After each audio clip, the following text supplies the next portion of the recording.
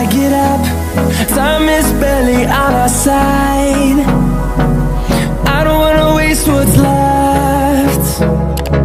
The storms we chase.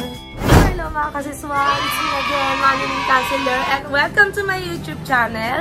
So, kung hindi pa kayo nakapag-subscribe sa akin, mag-subscribe na kayo and hit the bell button para lagi kayo updated sa aking mga bagong mga videos. And for today's video guys, titignan natin kung anong ginagawa ng asawa ko ngayon. Dahil ngayon nandito siya. Siguro mga 4 days siyang hindi nakauwi dito. So, dahil nga ngayon lang siya nakauwi, marami siyang ginagawa dito sa bahay. And ayan, para makita ninyo kung anong mga ginagawa niya dito, susundan natin siya. Ayan guys. Sa kusina. Ayan, ang gulo ng bahay namin. Di pa kami nakapag-linis ng maayos. Pero kararating niya lang kasi. Kaya, ayan, pupunta tayo sa kanya para makita natin kung ano ang ginagawa niya. Hello! Good afternoon. Ang ginagawa mo dyan? Hindi na malagi routine mo? Bibigyan ako ng basic na,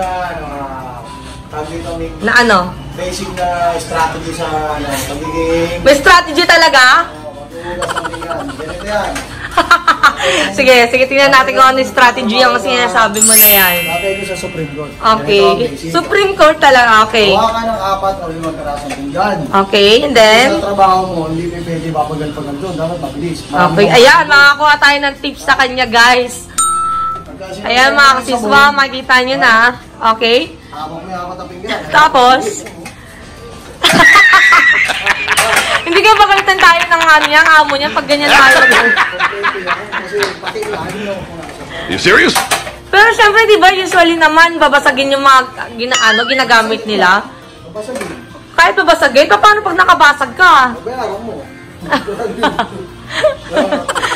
So guys, yan lagi yung mga ginagawa niya dito sa bahay pag dumarating siya. So, sinabi ko nga kanina, 4 days siyang hindi nakauwi dito dahil nga meron siyang mga ginagampanan sa kanyang barangay.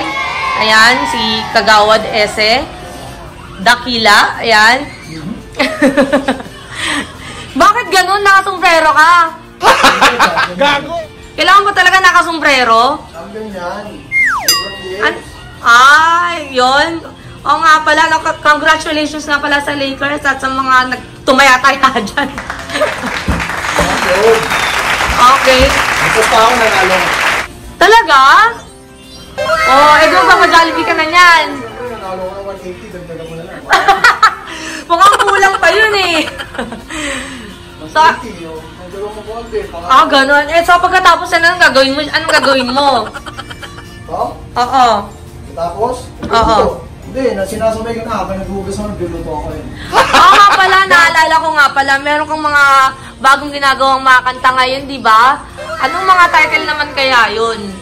Maraming ginagawa ngayon. Malanta, mapakanda lang nila. Wala bang sample dyan? Hello? Wala bang sample dyan? Wala eh. Wala. Bago eh, baka mamaya. Hindi pwedeng sabihin. Pero meron kami... Bibigyan lang. Abangan niyo po, Maps ng Movement. Palabas na. Ito lang. Habang pagkatapos ko mag-google o baka bukas. Maps ng Movement. Matitindi yung ngayon. Napakalulubit. So, ilang araw ka na naman dito mag-i-stay? 2. Ganun. So, babalik ka na naman sa sa iyong pinakamamahal na 213, Barangay 213, Tondo, Manila. Sa New Antipolo. Ayan. Hello sa mga taga Antipolo dyan. So, ano namang anong gagawin mo doon pagkabalik mo? Marami kong pinagagawa. Yung problema, yung panggawa, wala. Ay, kabog, iba. Wala tayong panggawa. Hindi ka nahiya? Ang pera, no? Kailangan pa ba ng pera kung tutulong ka sa mo? Sa kapwa mo? So, ayan na gagawin mo yan pagkatapos mo Siyempre, kakain kami. Ano lulutuin mo? Luluto ko ng paborito mo. Sure? Oo, ayan o. Ready na. Talaga? So, ayun. Ayan daw yung niluluto niya. Nakakatakot. Ano yan, hindi. Patakan mo, kay balunan. Kay balon-balunan kasi favorite ko yun guys. Kaya ano, yun yung niluluto niya. Kita nyo naman, ganyan ako kamahal ng asawa ko, diba? Sana ganun din kayo sa mga asawa ninyo. Love na love nyo. Hindi yung lagi kayo yung gumagawa sa bahay, mga babae. Ginulping adobo. Lalaki din. May. Ayan. Ginulping adobo, yan. Ayan, ginulping adobo. Pero parang ano ba yun? Parang puro ano? Patatas. Patatas sa luya. Ay, Luya para ano? Para sa ano luya? Yan lang ulam natin, patatas na luya. Gago! So yan guys, mamaya makikita natin kung paano siya magluto. Abangan nyo yan guys. So yun guys, habang nagluluto siya, tatanungin natin siya, anong pakiramdam mo ngayong pandemic na wala kang event ngayon? Kasi guys, actually, lagi siyang mag-event. Every birthday niya, meron siyang event. Ang tawag niya doon ay SNI. So, for ako siya, tumutulong sila sa mga may sakit, tulad na may cancer, o kaya may mga, basta kung ano-ano may sakit dyan, yun ang tumutulungan nila.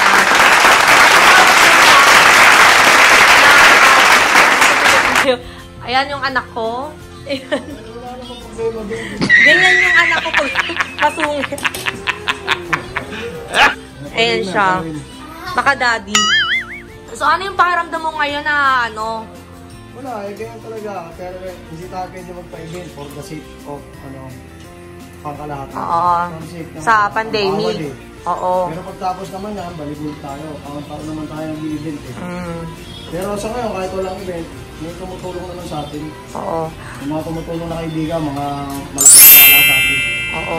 Ang dami kasing nagre-request na kung kailan ka ulit makakagawa ng kanta. Meron na po akong mga bagong kanta. So, kailan ba itong pasabog nyo na to?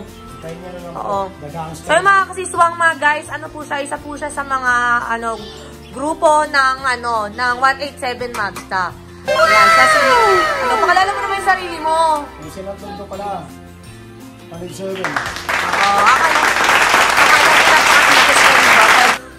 Pagdating sa akin yan, hindi yan matikas. Ako pinakamatikas dyan. Ayan. Mas takot yan sa akin. So, ayun mo sarap po yan. Yung may magsimulan natin ngayon.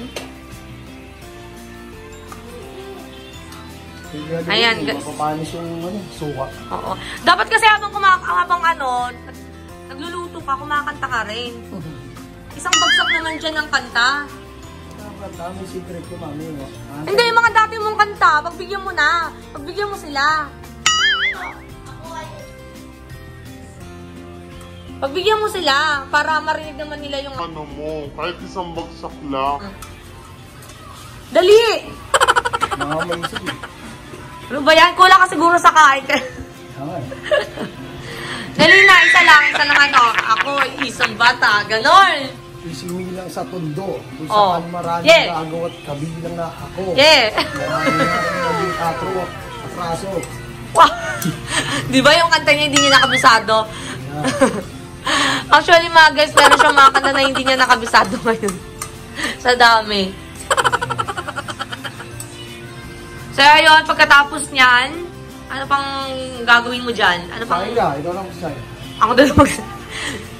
Ba't hindi mo pa lubos-lubosan? Ikaw na nagluto, ikaw ako pa magsasaing. Ayan, ganyan siya ka-messy. Maghugas ng pinggan, ganyan siya ka-messy. Ayan. Sobrang messy niya. Ganyan. Huwag mo lang masyadong damihan ng asukal, baka naman ma-diabetes sa tayo niyan. Hindi, tama na. Ayan, ayan ang mga, mga routine niya pag nandito siya sa bahay. Yan ang ginagawa niya. Pag nasa barangay niya naman, ang ginagawa niya is naglilinis siya ng mga kanal. So, mukha bang nakakaya yung ginagawa niya doon? Siyempre, hindi guys, kasi ginagawa niya yon para sa barangay niya na hindi nagagawa ng iba. Diba? Et cetera. Ganyan siya. Ayan guys, yan yung niluluto niya ngayon. Sarap niya kasi favorite ko yan guys, kaya yan yung niluluto niya. Yan. Minsan nag-aaway pa kami sa lasa. Parang mga asim ah.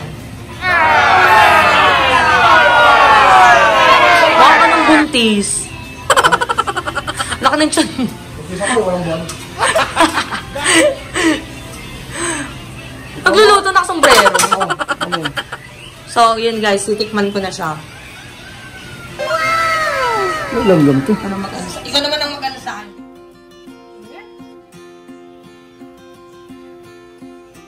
Oh, sarap! Sarap. Supahin ko to. Lalat-alat pa siya! Okay, mga kasiswang. Okay? You serious? Sabi mo? Anong ginagawa mo? Hi, mga kasiswang, ayan. Mga kasiswang. Kaswang mga kaswang, ganon. Tulungan nyo kami. Ayan po yung ginagping adobo. Kakagulpihan na.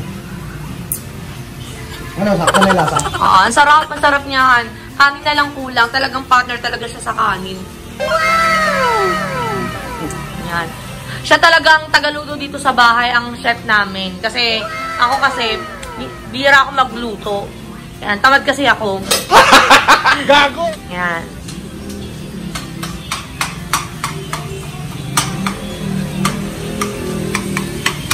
Ayan guys. Amo ang dudurugin atay. Yan, kailangan daw durugin yung Ay, atay. para umalo. Oo. Yung durug lang. Ang grabe, di ba? Ang bango-bango niya sobra. Amoy lasa eh, no? No? Oo. Amoy na lasa pa eh. Yan.